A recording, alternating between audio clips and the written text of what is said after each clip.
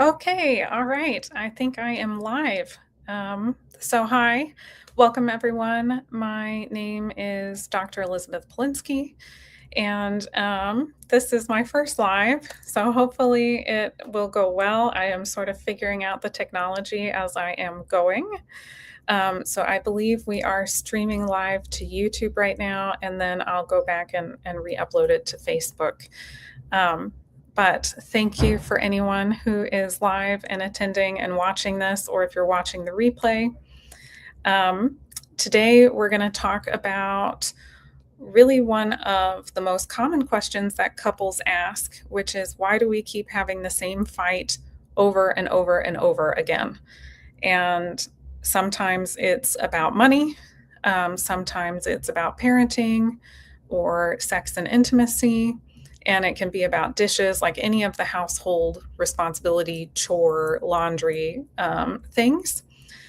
But in each scenario, even though the topic changes, somehow there is a very similar emotional experience where the conversation feels exactly the same. And the emotional triggers also feel exactly the same.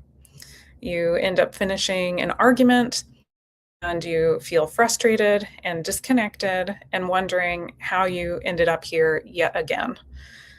And so, what we're really talking about is switching how you're thinking about what the problem is. Because what if the real problem isn't actually what you're fighting about? It's not actually about the dishes, it's not actually about parenting.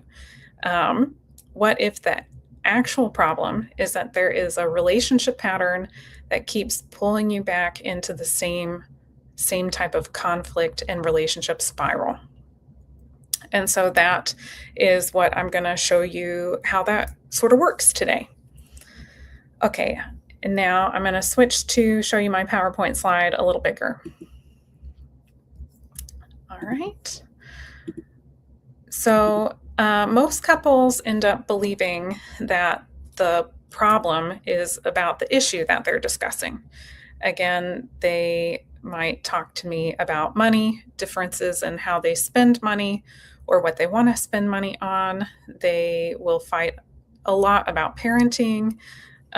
When sometimes they'll bring up different values, like we must have different values when it comes to parenting. Um, and they will even fight about communication. So, and this is because oftentimes couples do know like the types of communication skills, how they should be communicating differently, but they actually are not able to use those communication skills in the moment. So while they're fighting about money, parenting, chores, intimacy, maybe it's how much time they spend together, or maybe it's communication. Whatever the topic is, it ends up having the same fight and kind of the same ending.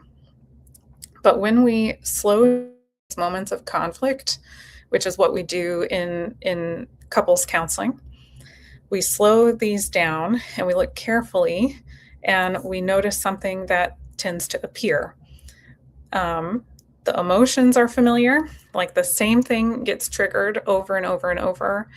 And then the same reactions start happening. So the reactions feel really familiar. And then the outcome is familiar. Both people end up feeling disconnected, separated from each other, feeling very tense and alone. And so, even though it's a different topic, it's the same fight, the same ending. And so, this is something that I'd love for you to be thinking about in your relationship or in relationships that you've had. So most often, because I work mostly with couples, this comes up in couple relationships, but it can also come up in like relationship with your parents, or in a relationship between you and your child, or you and a very close friend. But just think somebody significant to you, maybe your partner. Is there an argument that seems to continue to show up over and over again in your relationship? And does it seem to have a similar pattern to it? So let's talk a little bit about like a common mistake that couples have. So the biggest one that I see, there are a few mistakes that people sometimes make, but the biggest one is focusing on the content. They start thinking that, if we could just solve this issue, again, whether the issue is around parenting or chores or, whatever the topic is, if we could just solve this issue, we'd stop fighting. And so they might start focusing on trying to prove their point or gathering all sorts of evidence. I see this one a lot with parenting. Like, let me read the parenting books and get all the evidence and like show you the evidence around this conflict. They might also try to explain themselves better. And so it can become very logical. It can kind of become repetitive. Okay, you didn't understand me. Let me try to explain this another way. I've also seen people working to try to find a perfect solution. So this actually comes up a lot when there are conflicts around sex and intimacy. People might try to find like a schedule, or they might try to find like, well, if we do it this way, or they'll try to find solutions around foreplay. Like, there are lots of ways that people try to find the perfect solution to a content problem. But what they rarely do is understand the pattern that is happening beneath the content of the conflict. So as long as the pattern is staying the same, the argument simply comes back. Like, even if the topic changes, like one day it's about parenting, one day it's about dishes. If you're not addressing the underlying pattern and you just focus on the content, then you often will go around in circles. You proving your point, your partner proving their point, you explaining yours more in depth, them explaining theirs more in depth, and not actually getting anywhere. So one of the things that we want to do is in our practice, we have something called the spiral to team process that we follow, where step 1 is to pause the spiral, and step 2 is to understand what's happening underneath it. So, and one of the things that's happening underneath it is this pattern. Okay, let's go to the next slide. Okay, so the real problem is the pattern. And this is what I would really encourage everyone. Like, if there was one takeaway from watching this, it would be, I want you to think about the cycle is the enemy, not your partner. It's the cycle. And this is one of the most important concepts in emotionally focused therapy, that your cycle is the enemy, not your partner. Most couples become really focused on who is right. It kind of goes like, no, I'm right. No, you're not. I'm right. And they just go back and forth trying to kind of win the argument of who's right. But a better question is, instead of who's right, is what happens between us when we get disconnected. Maybe one person is pursuing while the other one is withdrawing. This is a very common one. It's not the only one, but it's a very common one, where someone is wanting to talk about it and the other one is kind of getting overwhelmed, and they are like, no, I don't want to talk about this. We'll talk about it later. And maybe it doesn't get talked about later. Or we should try this solution. No, I'm not ready to think about solutions. And so then there's a withdrawal. This is one common pattern that could be happening between you that leads to disconnection. Another common pattern, also very, very common, is where one person says something that comes off critical. Maybe they didn't intend it critical. They could have really good intentions, but somehow what they say, the way it comes across, is a little bit critical. And then if it's perceived in a critical way, the other one can get defensive. And so when the other one becomes defensive, then the first one might get defensive back or feel like what the person is saying, they're not really hearing me. Let me explain more. And then what comes out might still feel defensive or critical, and then they get stuck in this criticize, defend loop or a defend place. And so this is another really common one. We also have where things can escalate and someone can shut down. And while it's not on this slide, we also have moments where two people can kind of shut down, and two people can be a bit worried about rocking the boat. Conversations feel so tense that they just both sweep things under the rug. So the thing to take away, though, from here is that the pattern becomes stronger than the people. It's not just about me and my partner. It's this pattern that we get trapped in together. Okay, so every pattern starts with a disconnection. Like every moment that our cycle takes over, or our spiral, or the thing that starts a tense moment or a conflict moment, it all starts with disconnection. Most couples do not wake up wanting to fight or to feel tense or to feel lonely. Something usually happens where someone starts to feel unseen, they feel unimportant, someone feels rejected, or they feel alone in what they're going through. And then that is like a threat to the nervous system. It's a threat to our connection, to our bond together as a couple. And so when my nervous system is detecting a threat to our connection in the relationship, that's when we can all go into a protective mode, because we want to protect the relationship and protect our connection with our partner. And so oftentimes the argument is less about the topic itself and much more about the pain underneath, whether that's the pain of feeling ignored, the pain of feeling criticized or feeling rejected or feeling alone. There's some sort of pain underneath that comes up, it gets triggered, and then our nervous system is activated, and then we might react. All right, and let's go to the next slide.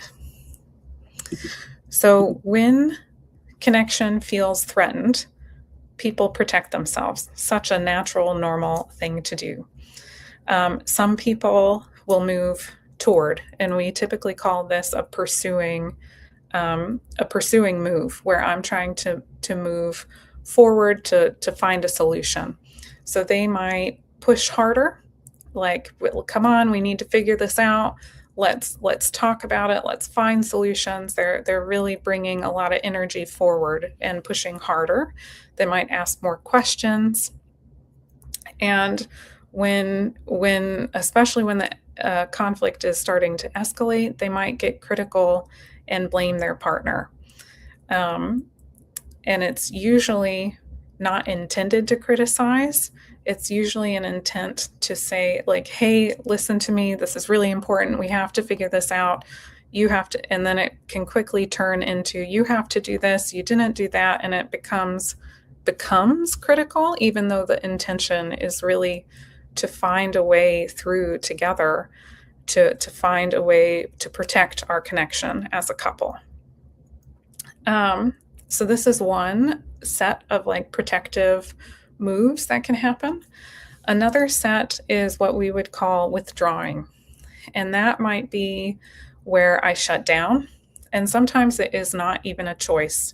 And I want to really validate that. I've had many clients where it's like, I am not choosing to shut down. It's just my whole body just went numb and I feel nothing now. And this is something that as a therapist we can help with in individual or couples counseling, but it's can be a nervous system response. It's not always a choice. And then there are times where it's like, this is too much conflict. We're just in a fight. Let's stop talking about it. And they want to leave the conversation. And they might walk away, or they might go silent. And there are times where that can be choice. So, times where it's automatic nervous system, or for some people, there is some choice to it. But usually, for most people who have this strategy, when they leave or when they withdraw or when they go silent, it is because they really do not want conflict with their partner. They are also trying to protect the connection. They are wanting to be in a good place with their partner. And then when the conflict comes up, they know it's like, it spirals the same way every time. Whenever this happens, we're left feeling disconnected.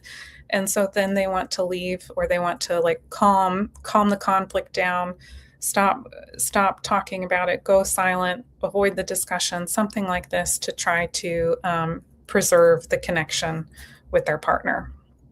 So what's really important to know is that neither partner is trying to create distance. If anything, both of them are trying so hard to prevent any distance or disconnection from happening in the relationship. Both of them are trying to feel safe. And what is, I guess, like the tragedy in this whole thing is that each person's protective move often triggers the other person's fear. So if I am pushing for us to talk, and then my partner is saying, "Oh, I know that every time this sort of spiral happens, we are left disconnected, and then you want to leave." Well, then my fear is triggered again, and I go, "No, let's talk about it. We've got to figure out a solution." And now it's escalating more, and now my partner's saying, "Oh gosh, we're going to get disconnected if we continue to escalate." And they want harder to leave the conversation or end the conversation. And then we get in a loop like this. Okay. Yes, and the loop is when the pattern really takes over.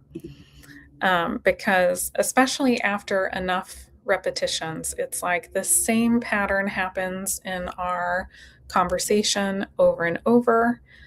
And especially if you've been together for a while, you have history of this happening many times. Maybe it's happening once a week sometimes. I've worked with couples where it's almost like a daily occurrence that they are having a spiral and a repetitive conversation, that it's like the same argument over and over again. And we can all become a little bit worried when there is that history, because with enough repetition, the pattern becomes almost automatic. We might stop responding to our partner and just start responding to the cycle, or to the fear that the cycle is going to start happening. And people will be able to start predicting, you always say this and I always say this. This is always how it goes. Or you react this way and I react this way. It's always this way. And that we always end in the same place where we feel disconnected. And when couples reach this point, they're usually dealing with a pretty deeply established pattern that has been there for a while. Okay, so I wanted to give a story, like an example. So I'm just gonna call them Sarah and Mike for today. But let's say like Sarah wants to feel connected, and she might say something like, "You never make time for me," and this can be intended as a way to start a conversation that will bring solutions, hopefully bring us together to feel connected again. But what Mike hears is criticism. He hears, "Okay, I'm failing. She's not happy with me. I'm not doing enough. I'm not good enough." And so then he withdraws. And then as Mike withdraws, Sarah might experience that as rejection. Look, he doesn't even want to talk to me. He doesn't even want to make time for me right now for us to figure out how to work through this together.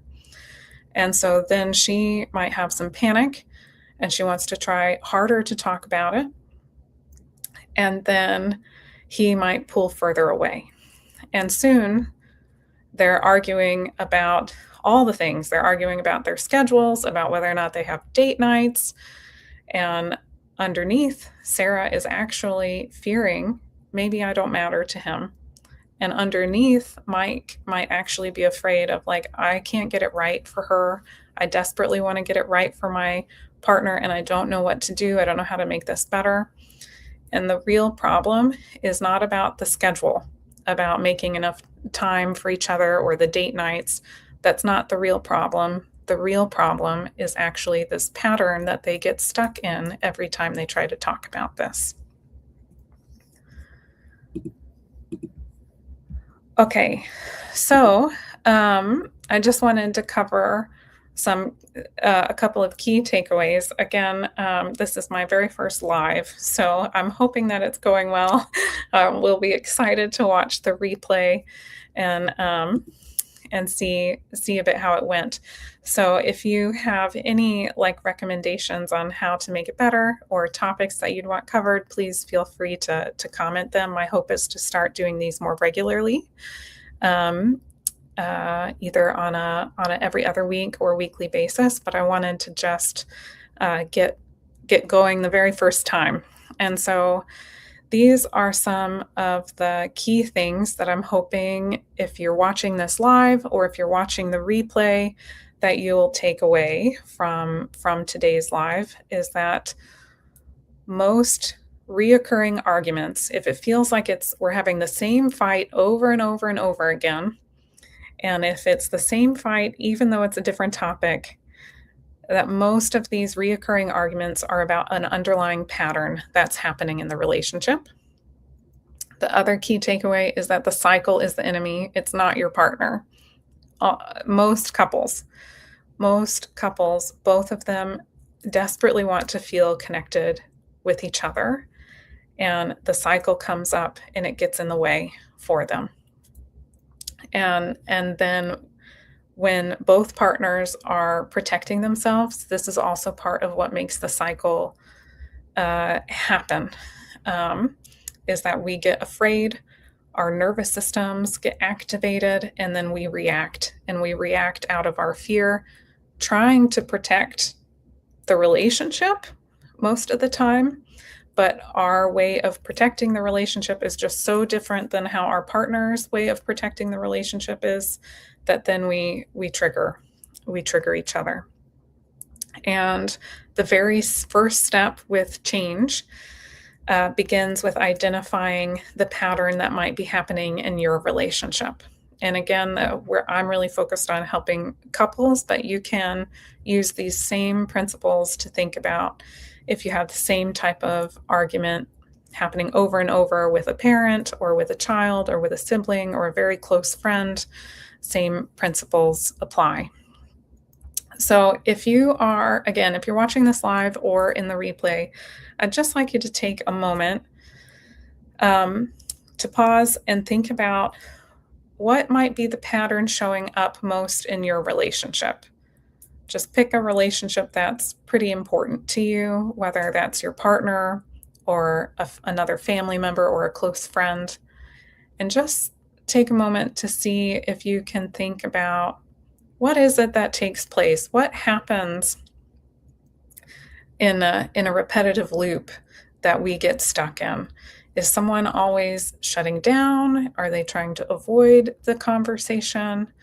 Is someone else trying really hard to explain or pushing harder to find solutions? Just try to see if you can figure out what the repetitive pattern is. Okay, and if this is something that you want help with, I did create a free relationship pattern assessment. It is so short. I mean, it takes like 3 minutes, and you can use that to discover your relationship pattern. Just scan the QR code on the screen. And that really helps you identify the pattern that may be keeping you stuck. And it'll hopefully help you gain insight onto what's happening beneath the surface, and then learn about the next steps towards creating a stronger emotional connection between you and your partner. So again, if that's of interest to you, you can scan the QR code, and there should also be a link to it in the description that goes along with this. Okay, and I'm going to have time for questions in just a moment. But I also wanted to just mention that if you are finding this helpful, one of the ways that you can support our work is by leaving a Google review. We never ask counseling clients, to leave Google reviews because that is an issue with confidentiality. But if you find any of the resources that we provide, we have a podcast, we have our YouTube channel. We have lots of different resources that we provide. And when people can leave a review based off of the resources, that is really helpful. It helps us out a whole lot in our counseling practice, but it also helps us know like what resources to continue to provide that will just be helpful for people who are not clients. Okay. I do know that there are a couple of people live, so this will be interesting. If you have any questions, I'll stay on. I think you can just post a comment, and I should be able to see the comment and answer any questions that there are. And of course, if you don't feel comfortable, no need to do that. I just want to give just a moment. And maybe I'll talk a little bit about some of the common questions that I get while I'm waiting to see. I'm also testing out the system for lives, so hopefully I'll see if someone posts a comment. But one of the questions that I tend to get is, how do I know if we're stuck in a pattern? So I think the way to know if you're stuck in a pattern is to start looking at each conflict. So if you and your partner, let's say that last week you had a fight about the dishes, and then this week you had a fight about parenting. If you take both of them, maybe go one at a time, but then go, okay, when I did this, you did this.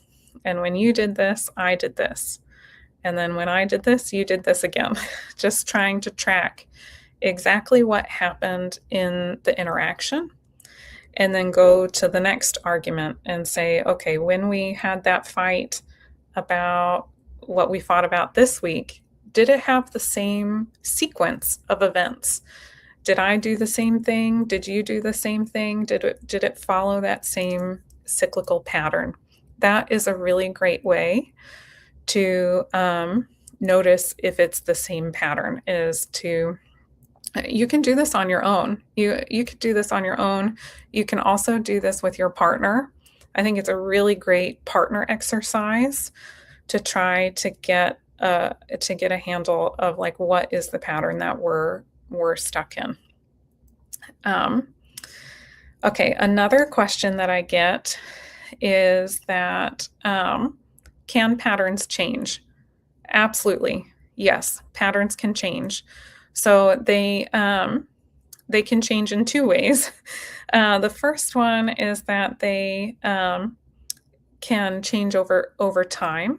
So sometimes the pattern that we had in like the first few years of our marriage is not the same pattern that we have 20, 30, 40 years into our marriage. Like sometimes time changes patterns.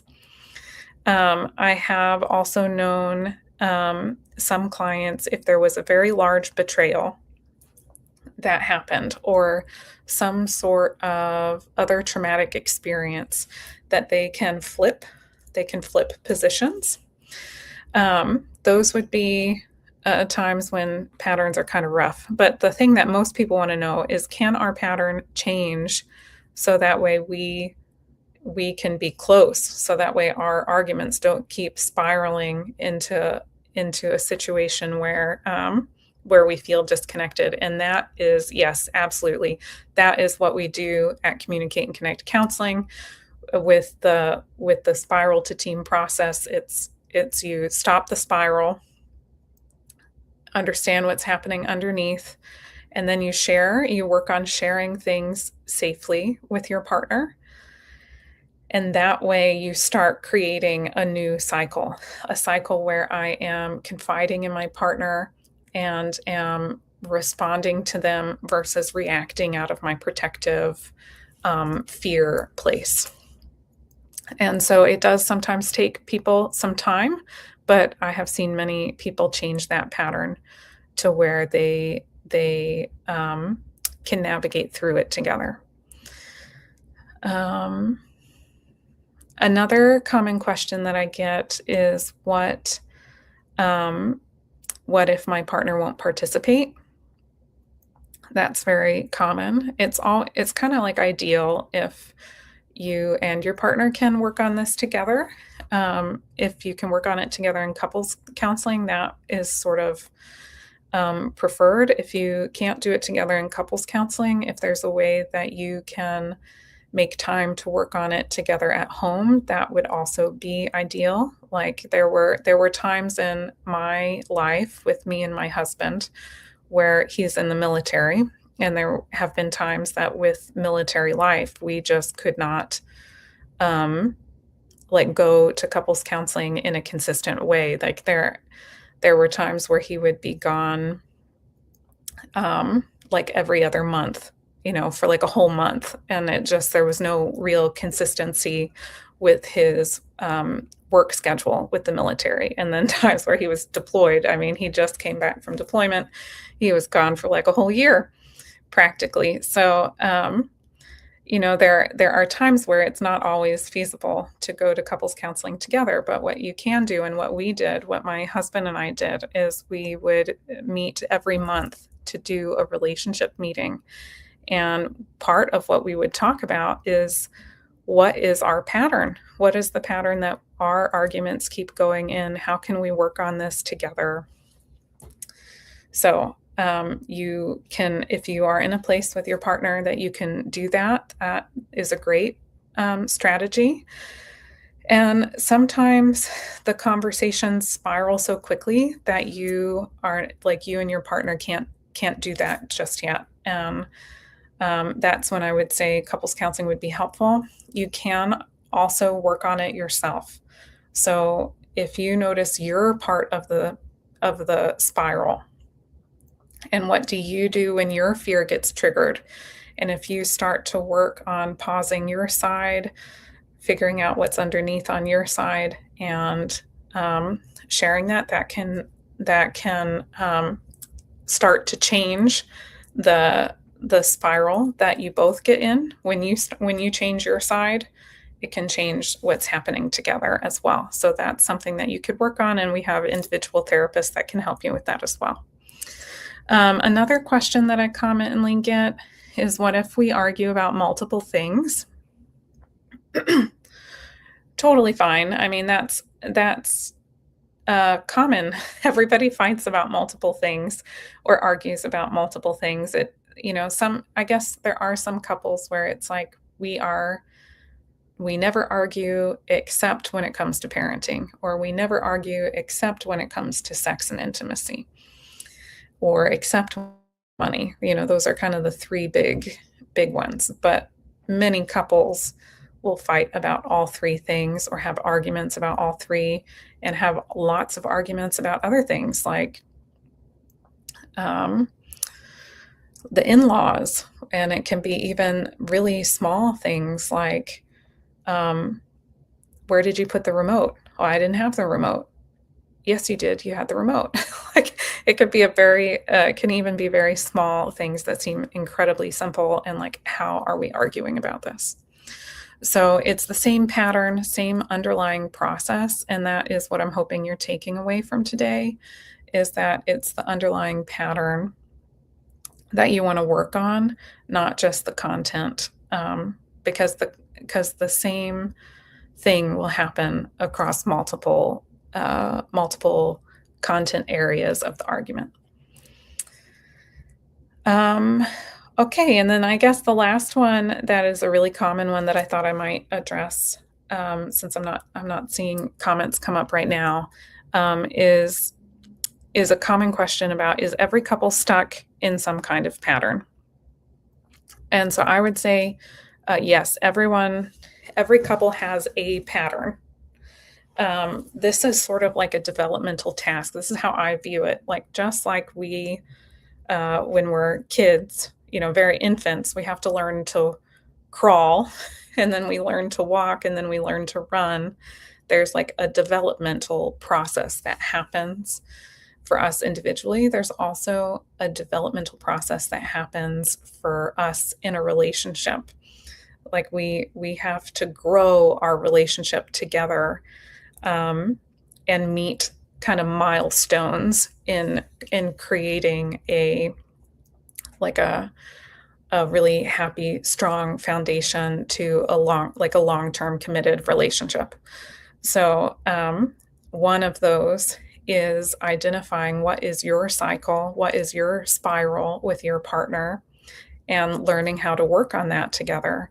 And that is, like a task that everyone is faced with in their relationship. And